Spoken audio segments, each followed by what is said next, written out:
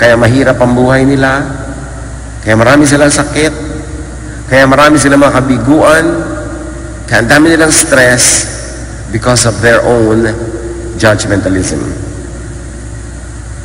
Positively or negatively, your faith, your thought, and your words connect to power.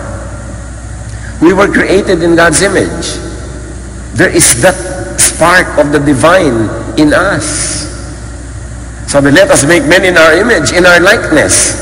So mayroon sa atin na bahagi ang Diyos na kamangha-mangha, mahiwaga. At ang ating pananalig, iniisip at mga salita, kumokonekta sa kapangyarihan ng may likha.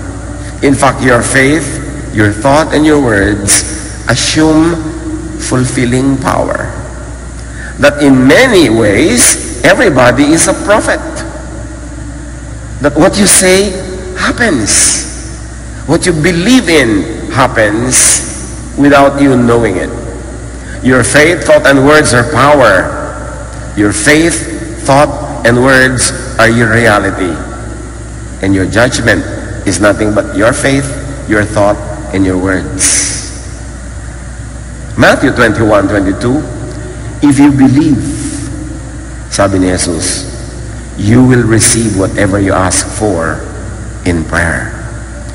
How many of us take this seriously? Nasabi ni Jesus, pag nananalig ka, anuman ang hilingin mo, ay matutupad. But note that belief, thought, and words spoken in faith are all prayers. This is your reality. Napakahalagang bantayan ang iniisip. Kasi ang nagiging hugis at kulay ng ating buhay, ang factor niyan, ang sarili nating isip. Your faith, thought, and words are prayers. Sobra kasi tayong nasanay sa organized religion. Let us pray. Close your eyes, bow your head. Then may magsisimula ng prayer. Apay magsabing, this we pray in Jesus' name. Amen ang lahat. Tapos na ang prayer. Yun yung formal group prayer. But what happens when people pray is that they think of an idea and then they verbalize it and then they all agree and that is their prayer. But with or without the opening sentence and the closing remarks, whatever crosses your mind is prayer. Whatever you think of is prayer. Hindi pinipili ng langit kung yung mga lumalabas sa iyong bibig at pumapasok sa iyong utak ay ika-classify as just a thought balloon, as a statement, as joke, as prayer. Basta tumawid sa iyong utak. And your mind is your door to eternity. It is our connection to timelessness and spacelessness. So in your mind, you're always praying. Kaya mga tao na po, ayan, magkakasakit na ako. Kakasakit nga. Magsisimula na ang ganito, magkaka-pollen season na, magka-allergy na ako. Nakakondisyon na siya. Sinabi na niya, nagiging prayer yon, yun ang dapat.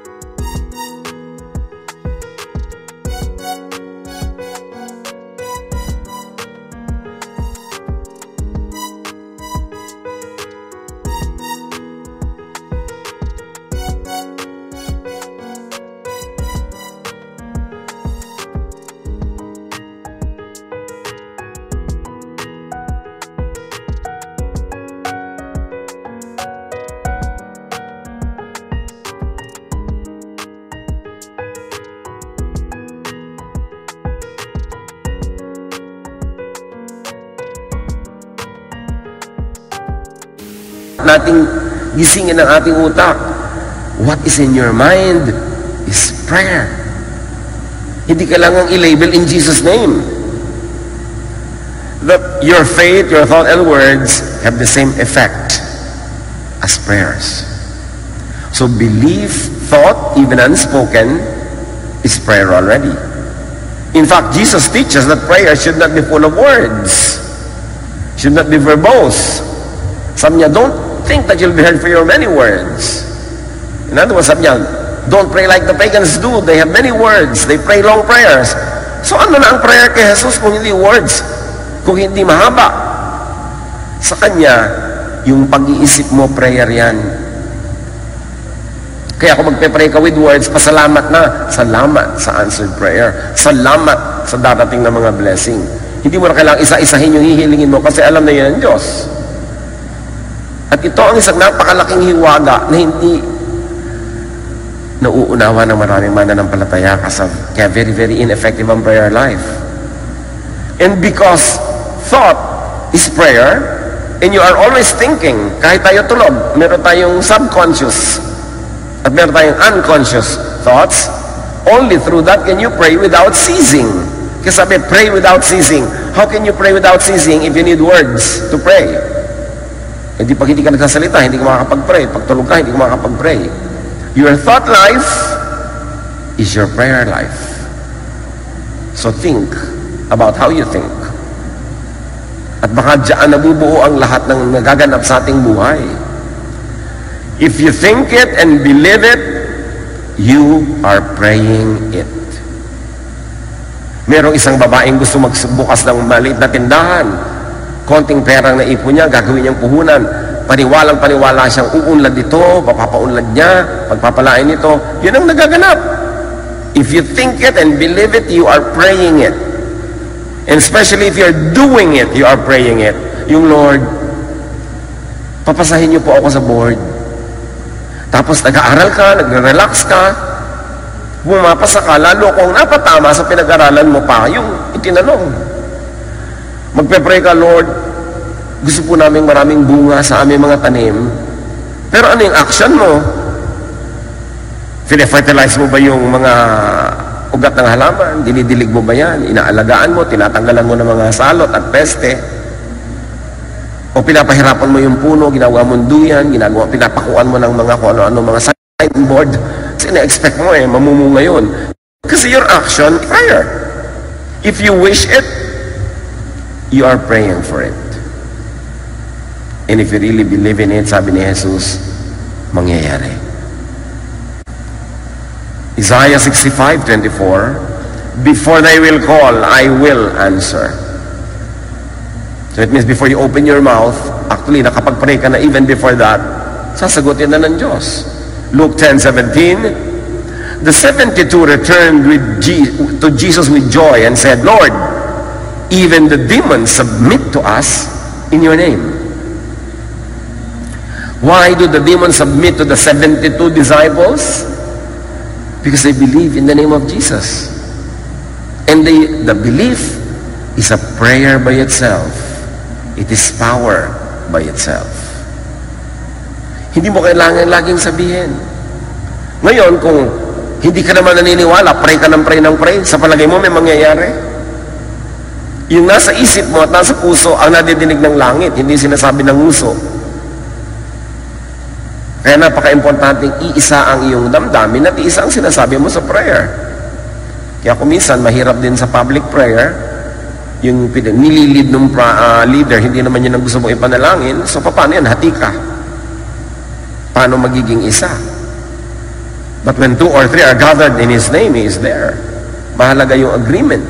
And even in your own person, dapat hindi ka hati. Kasi minsan 2 ka, 3 tao sa loob ng iyong sariling pagkatao, sabi niya, don't ever expect that a double-minded person will receive anything from the Lord. Ngayon, tungkol tayo sa judgment. A judgment is a thought. And if you judge it, therefore you think it, therefore you pray it, and Jesus says you attract it. Because with the same judgment you pronounce, you will be judged. So the judgment you give to others is the same judgment that you are attracting to go back to yourself. Mamatay na sana siya. Ganun mga prayer, malugi sana siya. Masama siyang tao. Ganyan. So, bumabalik sa'yo lahat yung mga judgment na yun. Yun ang hiwaga Mahirap ipaliwanag, pero sabi ni Jesus, the judgment you give is the judgment you get. The measure you give is the measure you get. Your judgment and label on others become them and become you. Yung mga magulang, bata pa lang yung anak, ako, mahina ang utak nito. Walang mangyayari dito. Ganun na nga ang nangyayari doon sa anak. Hinuhusgahan agad nung magulang mismo sa sariling anak. Naku, anak, yung papakasalan mo, mambababae yan. Huhusgahan na agad nung bibiyanin. Hindi tayo nag-iingat na yung sinasabi at iniisip natin ay panalangin. At kahit hindi ka banal, nadidinig ang iyong panalangin. Basta pumasok sa iyong isip. Marami mga naglalarong tanong sa ating isip kung paano yun, paano yun, paano yun. Hindi nyo kayang masagot lahat yan. Pero ang mahalaga, begin with the fact that Jesus said, with the judgment you pronounce, you will be judged. The people you judge as bad could really become or remain bad to you, for you. Kahit maging good sila sa iba, yung judgment mo ang babalik sa iyo, they will be bad to you if they're not bad yet, or they will remain bad to you if they already are. Dahil yun ang curse na ibinibigay mo sa kanya. Because a thought is also a curse. Ang daming negative energies na dumadaan sa ating katawan, kaya ang dami-dami natin mga karamdaman. Ang dami-dami natin mga kabiguan, ang dami-dami natin kaguluhan. Because the people you judge as bad could resurrect, revisit you, even through other persons, through other events. And they become bad too, and for you, over and over and over, as you continue to judge and judge and judge that person the same way. Sabi ni Solomon, Ecclesiastes 1:9, what has been will be again. What has been done will be done again. There is nothing new under the sun. Because when you judge a person, you begin a cycle of energy that goes to the person then returns to you. And it keeps on going around until you break away from that cycle.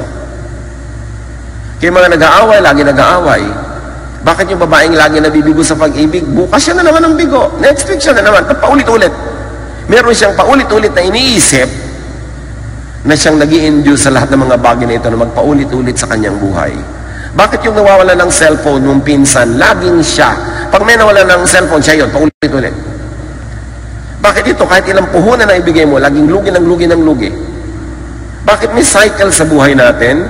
Inuulit kasi ng utak natin yung climate that creates that.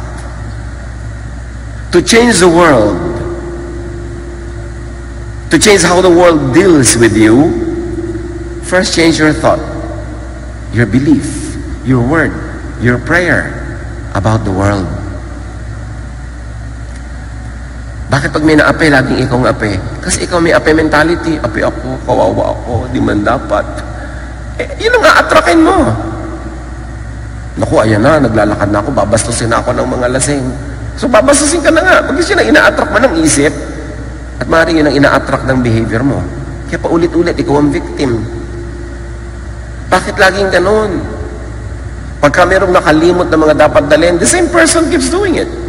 Yet, wala siyang binabago sa paraan ng kanyang pag-iisip. So niya, ay ganyan talaga ako makakalimutin. Ginudge mo na yung sarili mo. Sa palagay mo, iibahin pa ng langit yan. Ikaw na nga nagbigay ng husga eh. Ako kasi talaga, alam mo, talunan ako sa buhay eh. O edi talunan, sabi ng langit. Iniisip mo lagi yan eh. Lagi na lang na hindi ako papasa. Kawawa naman ako.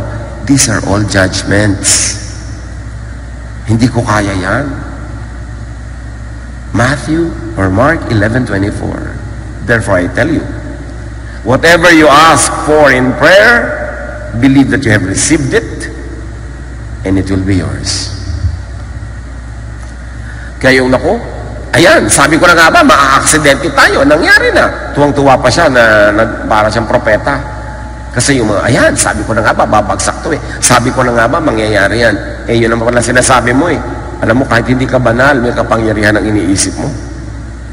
Isang bagay na hindi natin lubos na nauunawa. Halimbawa, si Jacob, a major biblical person. Nung ipinanganak sila magkapatid na kambal, si Esau ang kambal niya.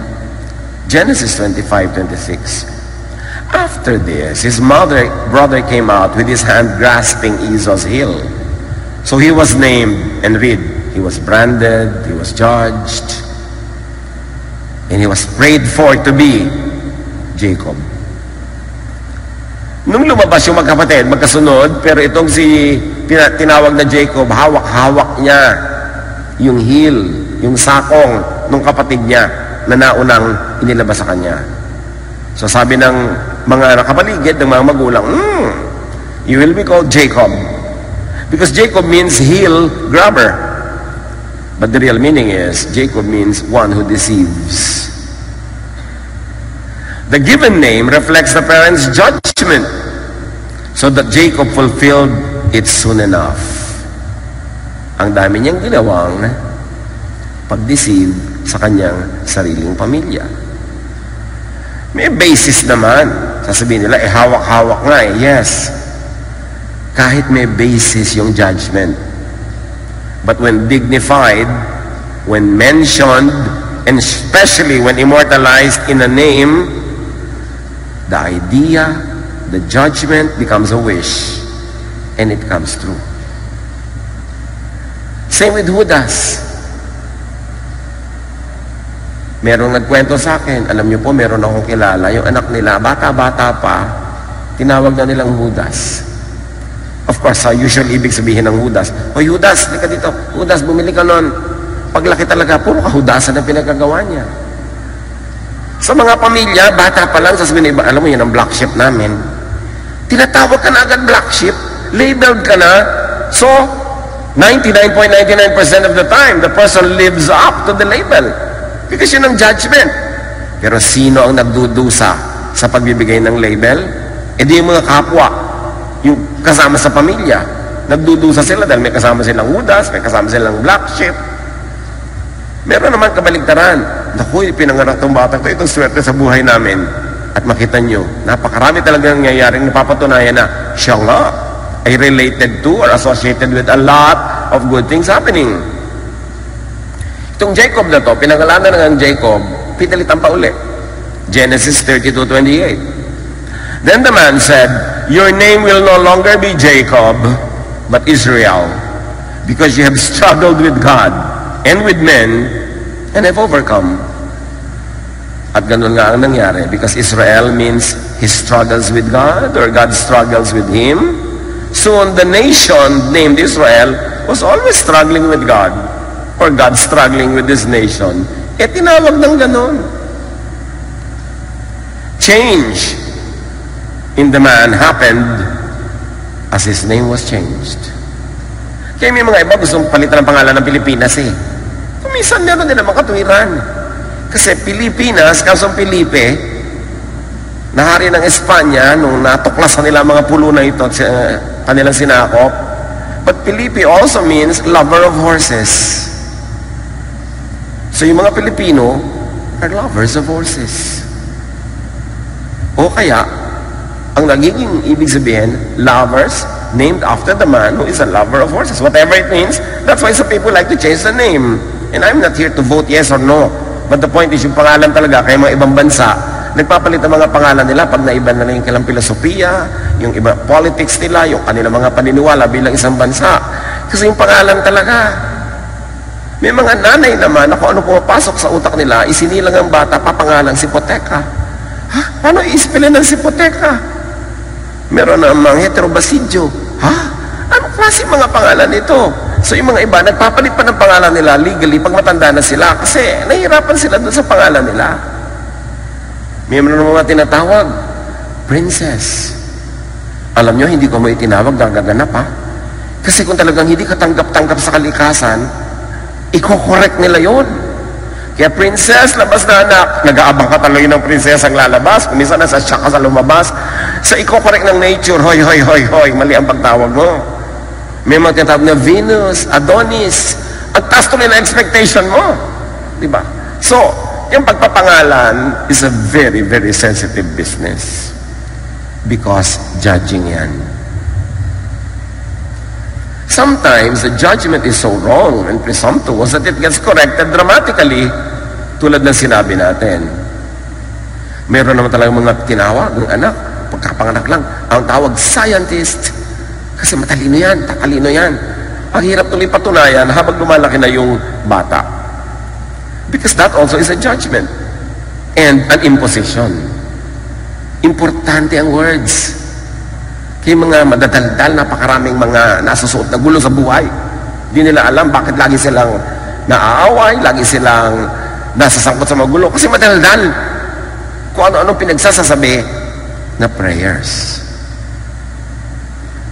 Sometimes naman, in the reverse, the subject of judgment is so blessed that thoughts and words do not work against them. That he or she is above and beyond curse. Merong mga sobrang blessed, kahit mo i-curse, hindi tatablan. Meron naman, hindi mo pa kina-curse, curse na niya ng sarili niyang thoughts. Psalm 105:15, do not touch my anointed ones. Do my prophets no harm. So may ganong protection ng Diyos sa kanya mga hinirang. At sa Numbers 23:23, no magic charms can work against them. Hindi tatabla ng mga kulang, hindi tatabla ng mga sumpa-sumpa at kung ano-ano yung mga pinipili ng Diyos talaga, special cases to ha, na pagpalain. Tulad halimbawa ni Balaam, binayaran siya ng isang hari na isumpa itong mga Israelitang dumadaan sa kanilang bayan.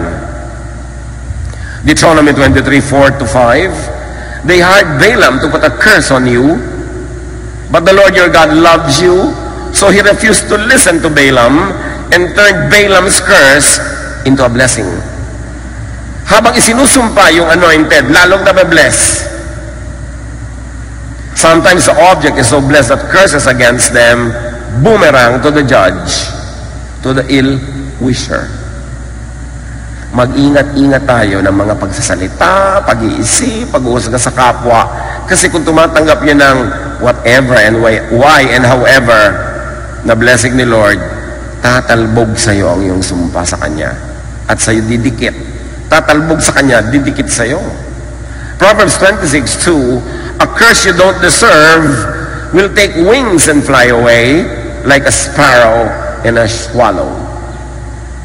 Pag hindi mo deserve, hindi tatalab sa'yo. Kaya gumapang ka nawang parang ahas, sinumpa ka ng kung sinong matanda. Pag hindi mo deserve, dahil mabuti ka naman, hindi tatalab.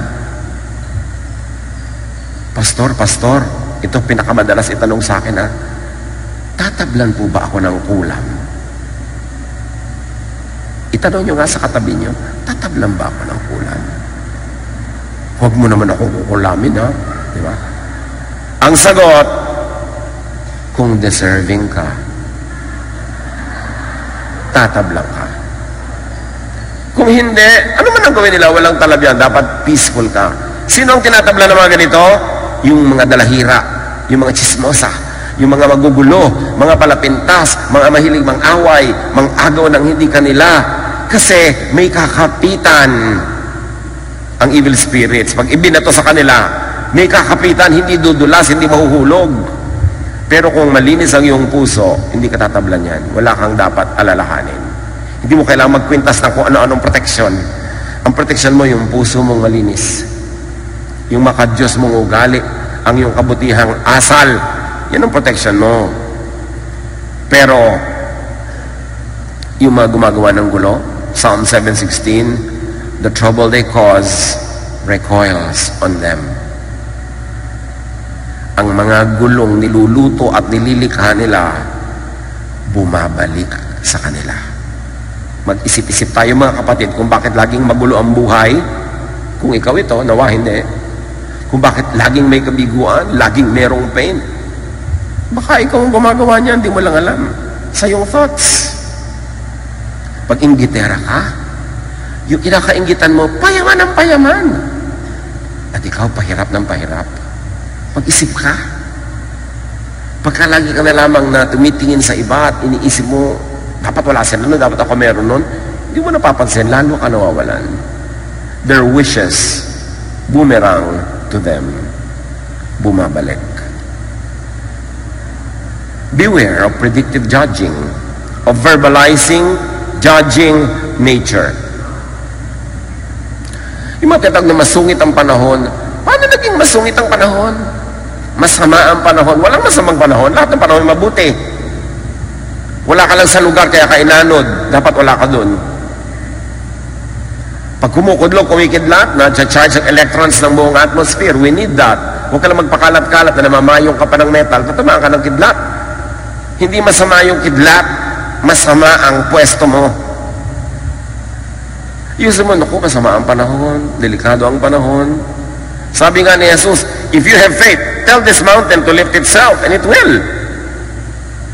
Sumusunod ang panahon sa salita mo, sinabi mo ng masama, sabi ng panahon, masama pala ka. Hindi masama sa'yo.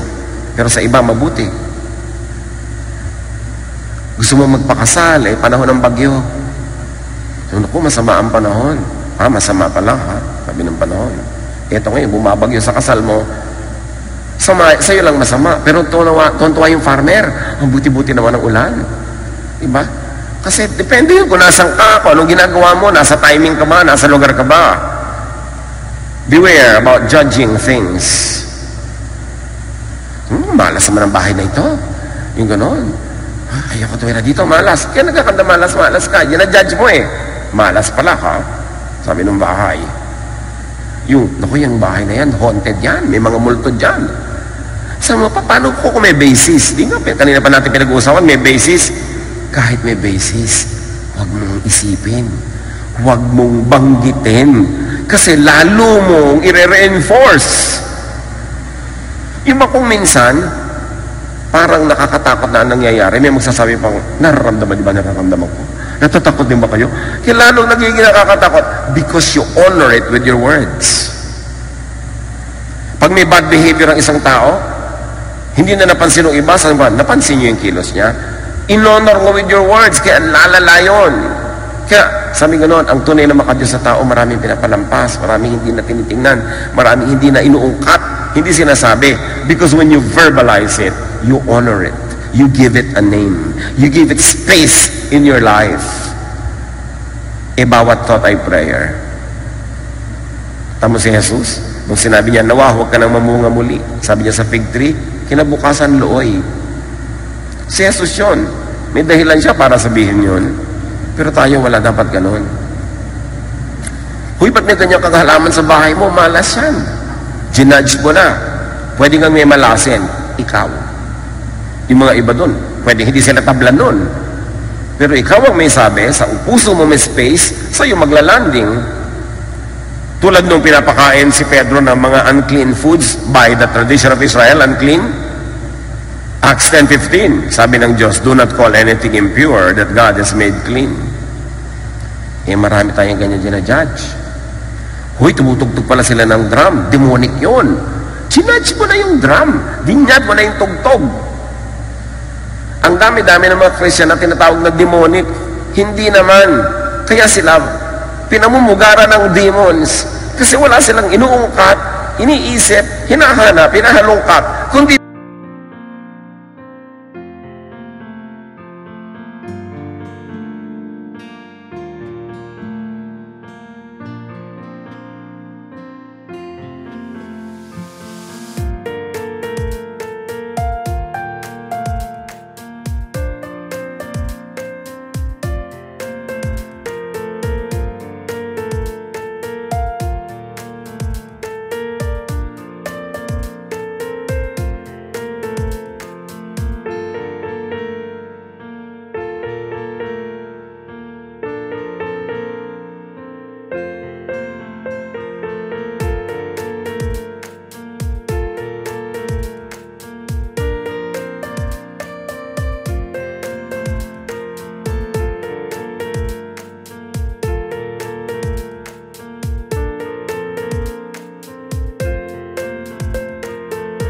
demons. Di yun ang prayer mo, yun ang gusto mo, pupuntahan ka talaga. Do not judge places. Yun na lang isang kanta natin, paborito ng lahat ng nagpo-protesta.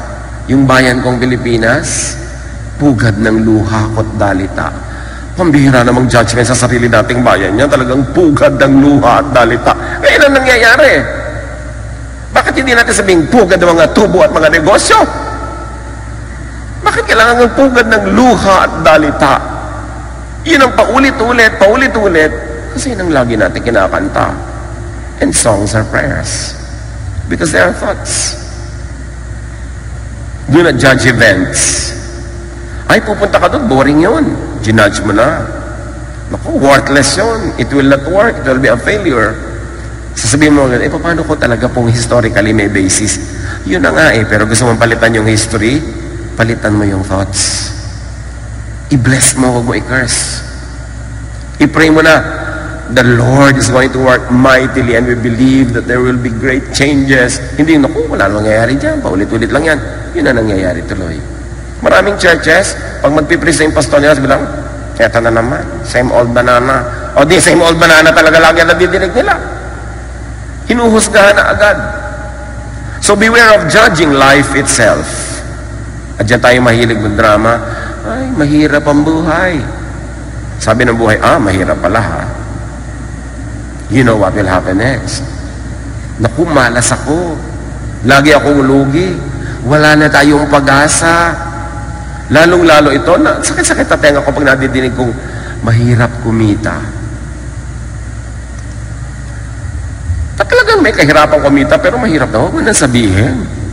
Ibahin mo na. Ganon, papadaliin ko ang pagkita sa aking diskarte, sa aking choices, sa aking management. Lalo na yung sinasabi nilang wala tayong magagawa. May nagagawa nga ba? Wala. Yun ang prayer nila. Yun ang sinasabi nila. Ganyan na talaga yan. Hindi na yan maiiba. Hindi na mababago yan. Ganito na talaga ako. Mga salita na dasal. And do not judge persons or personalities. Mga ethnic identities, nationalities. Gusto mo, ay naku, pagka-driver, babaero. Yung may mga ganun tayo, pagka marino, naku, ganyan. Pagka may nunal, ay. Di ba? Depende pa kung nasan yung nunal sa likod, nunal sa paa, nunal sa pisngi. Tuhusgahan mo na yung tao. Anak, kung pakasalan yan, may nunal sa pisngi. Eh di ipatanggal na lang po natin ang pisngi. Di ba? Eh di kalahati naman ang mukha niya, anak. Pumili ka na lang ng iba. Ba't di mo sabihin, the Lord is going to change the life of this person and we will be supportive and we will help. Hindi ganun. Yung mga iba pa, laging, ang Pilipino, ganito, ang Pilipino, ganun. Sobrang laitin ng bayang Pilipinas. Siguro hindi pa nakakakita ng ibang lahi. Pag nakita nyo yung mga ibang lahi, pare-pareho lang. Iba-iba lang ng degree. Meron pa, naku, pag maitim ang gilagid, diba? Ganito ugali niyan, bla bla bla. Judgment. At natutupad. At kadalasan ang pagkakatupad nun sa'yo, alam mo, pag maitim ang gilagid, ganito ugali, kadalasan ikaw lang yung tatanggap na ganun ugali, yung iba naman hindi. Sabi nga ng iba, paano kung totoo naman talaga at obvious at observable? Paano kung proven track record? Kaya ako nga nasasabi to dahil marami ko nang na-observe. Still, do not dignify, do not verbalize, do not predict the negative. Whenever you think it, whenever you say it, you empower it. The power of the spoken word. God said, let there be light, nagka-light. Sabi ni Jesus, bumangon ka dyan, bumangon. And there is this divine in us, kahit hindi tayo deserving. There is this still unknown and misunderstood power that resides in our humanity because we were created in God's image. So ingatan. We are custodians of power, the power of thought and the power of words. Reverse. Change the negative into positive with your thought, which is really your faith. And with your word, which is really your prayer. More than anything, sabi sa Proverbs 4:23, more than anything, you guard, protect your mind, for life flows from it. Ulitin, basahin nyo. More than anything you guard, higit sa anumang binabantayan mo, bantayan mong isip mo. Kasi ang buhay, diyan nagmumula. Diyan dumadaloy. Diyan dumadaloy mula sa isip mo ang kasaganaan o kasalatan, ang kapayapaan o gulo, ang katahimikan o away. Ang buhay mo, ang korte, lasa, flavor, kulay ng buhay mo, galing sa iyong utak. Hindi ka biktima ng iba. Kung biktim ka man, biktim ka ng sarili mong pag-isip. Life flows from your mind. Because your mind is the home of thought. And thought is what connects us to the power of the divine. Mark 11:24, therefore I tell you, whatever you ask for in prayer, believe that you received it, and it will be yours. So mag-ingat-ingat kayo sa mga pinagdarasal nyo. Kasi ibibigay. Alam ba natin kung ano magiging bunga ng mga pag natupad ng dasal? Payamanin niyo po ako. Alam mo ba talaga kung saan ka dadalhin ng yaman kung yayaman ka nga? Mag-ingat-ingat.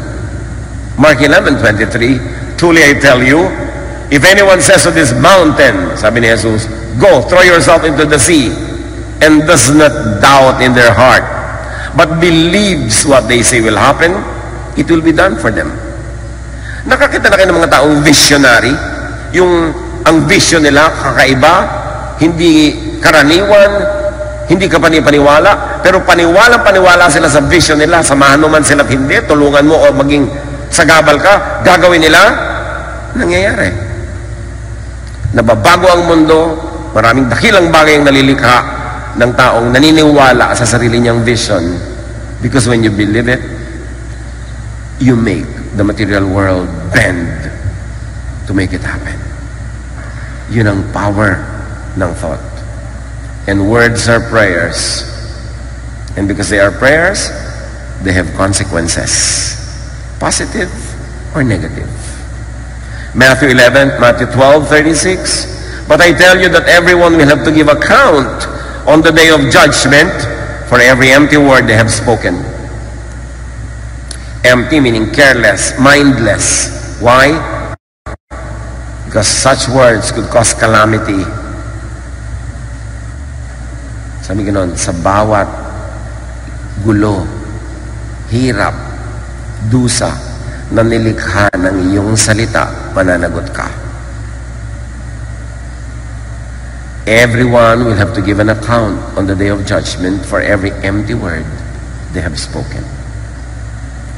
Thought and spoken words have consequences. Our judgment returns to us. What we think, what we say, become us. Become our lives. Kaya mga naniniwalang gagaling sila sa isang matinding sakit, gumagaling. Yun namang iba, nasa kanila na lahat ang medical attention, dahil hindi sila naniniwalang gagaling sila, wala talagang nangyayari. When you judge a person, when you think that a person does not deserve to succeed, when a person does not deserve to be happy, Proverbs 26:27, if a man digs a pit, he will fall into it. If a man rolls a stone, it will roll back on him. Pagka meron kang hinahandang masasamang bagay para sa iba, in your own mind and in your own judgment, deserve niya yun, yun ang bagay sa kanya, yun ang pupunta sa'yo. Yun daw naguhukay ng mga bitag, sila ang nahuhulog doon. The judgment returns to him. The judgments he gives to others turns on him. And in turn, he is adjudged to be the victim. Pag may tao na gusto niyo siya maging biktima, sa inyong judgment siya dapat maging biktima, dapat siya magdusa, bumabalik sa inyo yon at kayo magiging biktima at kayo magdurusa. Kaya ang itinuturo lagi sa atin, bless others. Kasi yung blessing naman ang babalik sa iyo. Pero pag nag-iisip at nagbabala ka ng masama sa kapwa, yun ay sa iyo babalik. Lalo kung hindi niya deserve, hindi tatalab, babalik sa iyo. cause and effect. Thought and word, which is prayer, as cause. And realization of that thought and word and prayer as effect. Laging may cause, may effect. Madalas lang sa buhay natin, nakikita natin yung effect, hindi natin mai-connect sa cause. Ang effect, lagi akong bigo, lagi akong ganito. Ano yung cause? Ano sa ginagawa ko, sa iniisip ko, ang ugat ng mga kabiguan kong ito? To reverse the negative, the unpleasant, the undesirable and painful, reverse your judgment, reverse your words. Pagka hindi ka masaya sa nangyayari sa buhay mo ngayon, balikan mo ang pinagmumulan niyan and reverse your seed, your plant.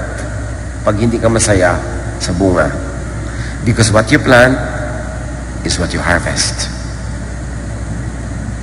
What you harvest is because that is what you plant. Walang mintis yun. Dapat nating angkinin ng pananagutan kung hindi maganda ang bunga, kasi tayo rin ang may tanim. Nobody is a victim of another person. Lahat tayo nakaharap sa Diyos, mananagot mag-isa sa Diyos sa mga ginagawa natin. At sabi nga, batayan mo yung utak mo kasi diyan nagmumula ang buhay mo. O ang utak ng tamad, don't tell me na asenso yan sa buhay. Yung utak niya, utak tamad. Lagi wala na naman tayong pera. Kulang na naman natin budget.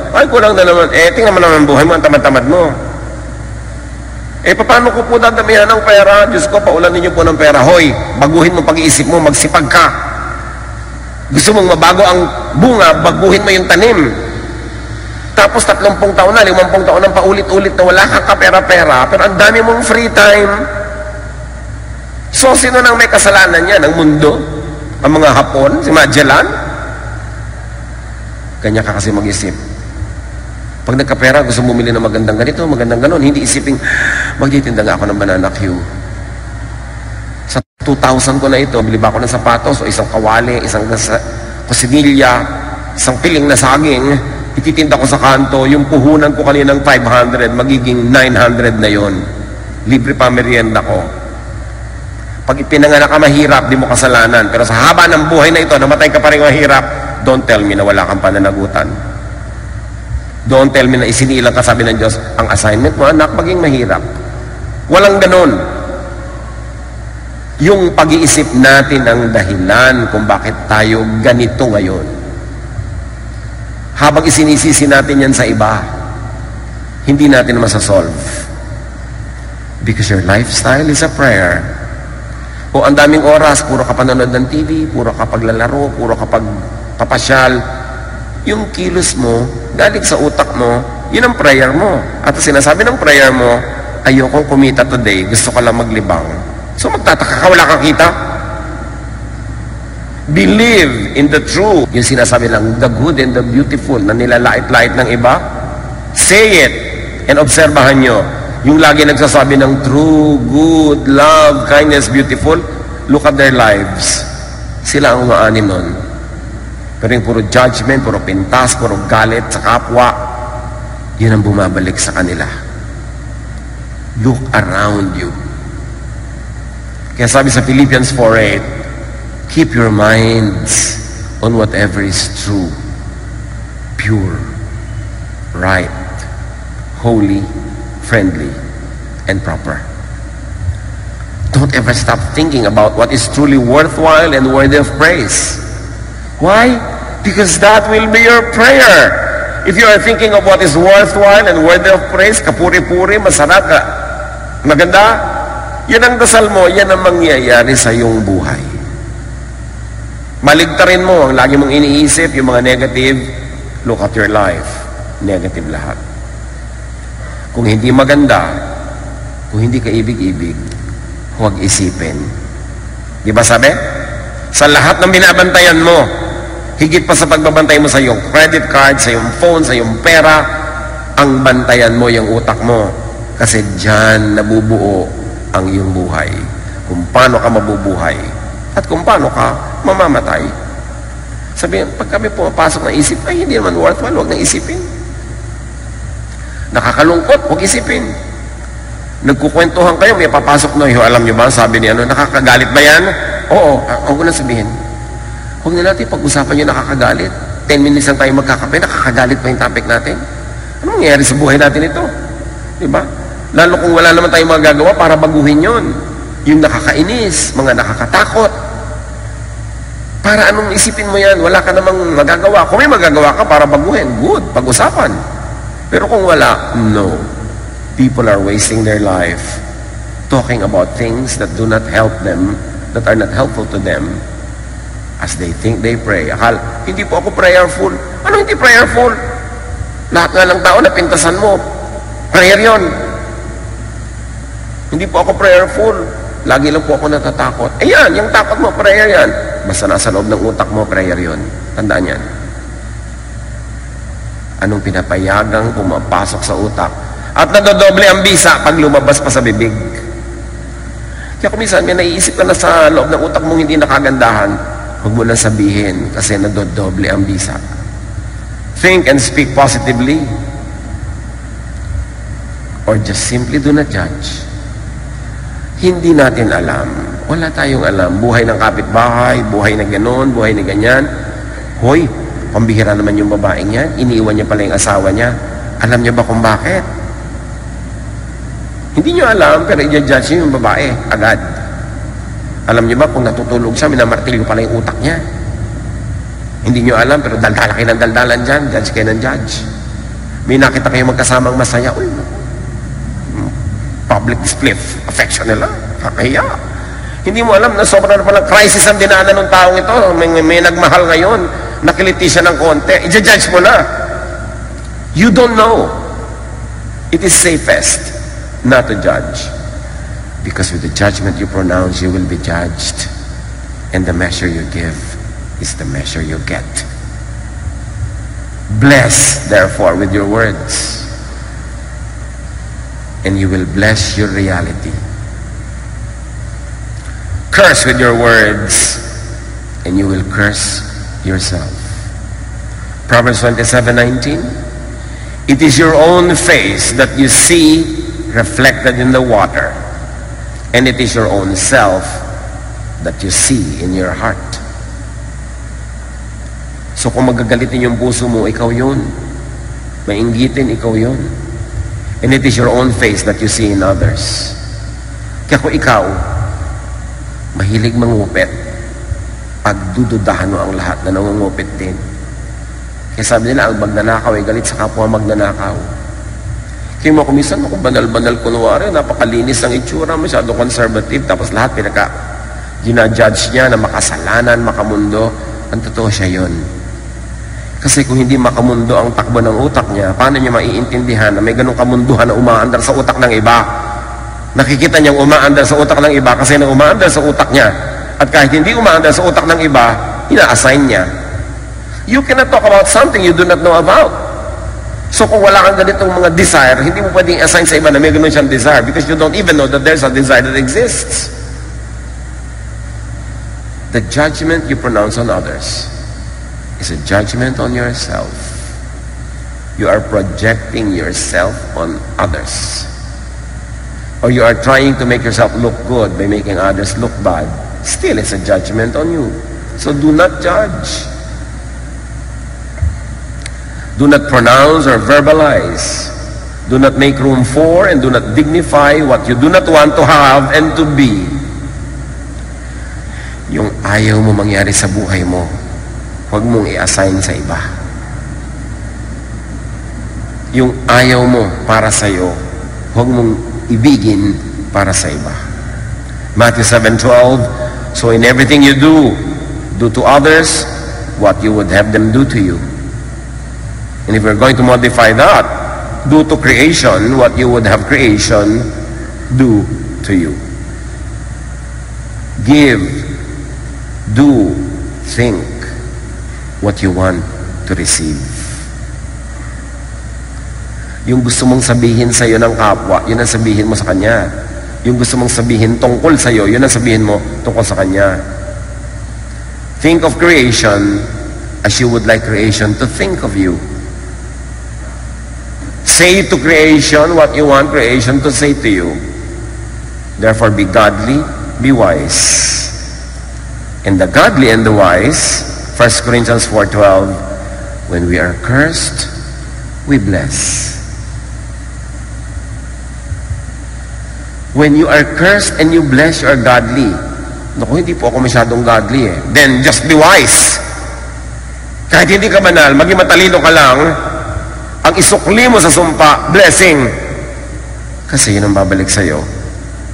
Sobra ka namang kulang sa katalinuhan kung alam mo na yung binibigay mo ang babalik sa'yo. Tapos ang binibigay mo pa rin, lason.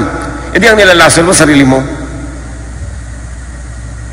Maging matalino, maging makadiyos. 1 Peter 3:9, do not repay evil with evil or insult with insult. Because you will begin a cycle that will never end. It will be on automatic until you consciously break that cycle. On the contrary, sabi ng verse, repay evil with blessing. Because to this you were called, so that you may inherit a blessing. Break the cycle, break away from the cycle. Psalm 19:14, let the words and my thoughts be pleasing to you, Lord, because you are my mighty rock and my protector.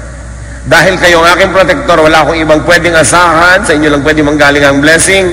Nawa, malugod kayo sa mga salita ko at iniisip ko, kasi yun din ang ibabalik nyo sa akin. In other words, if I want security, my thoughts and words should create it, not trouble. There is something very mysterious, mystical, and powerful about thoughts.